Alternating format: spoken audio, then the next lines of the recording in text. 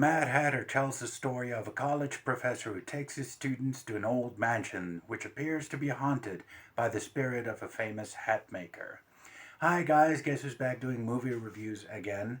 The previous videos, in case you were wondering, were basically part of a series of videos that just ran for a short course to kind of like see how it connects with people.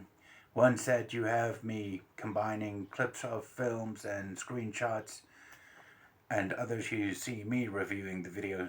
I was kind of like trying to establish which one would be more popular, and well, it's inconclusive. They both seem to fare pretty well, so I'm going to do a bit of both.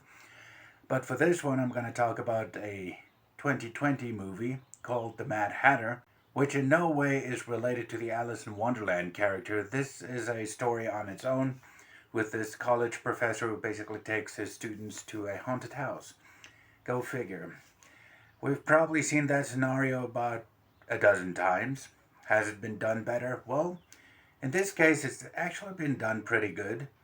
The film takes a while to get going, or at least it took me a while to connect with the story, but in the end, I thought it was a pretty decent watch. It's not really as bad as the IMDb ratings and comments would have you think, because it currently holds a 2.8 out of 10 score on IMDb, and I thought, this actually wasn't that bad. I wouldn't exactly call it a masterpiece or something I'd remember in a couple of months, but it was a decent watch. The performances were okay. I wouldn't say it was stellar. The acting was good enough not to take you out of the experience. The effects, better than I expected, because I kind of thought with a film that has such a low score on IMDb, I would have reckoned this looks terrible, but no, it doesn't. It actually has pretty good effects work.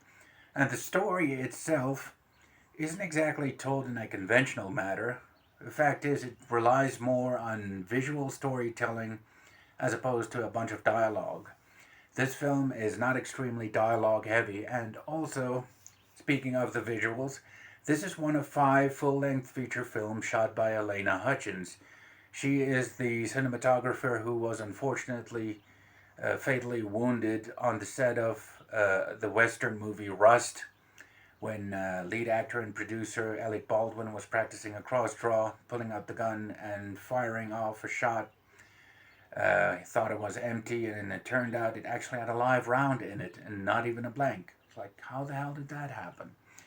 But as of making this video, it's still an ongoing investigation, so we'll just have to wait and see. But as for the Mad Hatter, my only real complaint is the fact that the story feels like it drags a little bit. Some character arcs seem to be cut short abruptly, but I think that comes with dying. Not really a spoiler. People do die in horror movies. But they just felt like they weren't developed enough. The characters who survived, their arcs seemed pretty well realized. But otherwise, I don't have any massive complaints about this movie. I was surprised to find out that it was really nowhere near as bad as the IMDb score of 2.8 out of 10 suggested. I would maybe give this film closer to a 5 out of 10, because I thought it was pretty decent. Aside from the acting, which wasn't so bad you would tell any of these people to stick to their day jobs. It's a matter of, with a bit more training, I'm sure they can turn out to be pretty good actors. This seems like a first-time effort for a lot of people involved.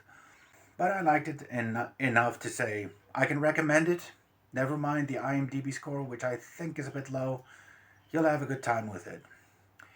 So, by any chance, have any of you seen The Mad Hatter, and what did you think about it? Did you like it, or do you think it actually is as terrible as the IMDb score suggests? Let me know in the comments below. And if you want to stay up to date with the latest content, be sure to hit the subscribe button and the bell, and click the thumbs up button if you really like this video, and only if you really like this video. And I will catch you on the next one.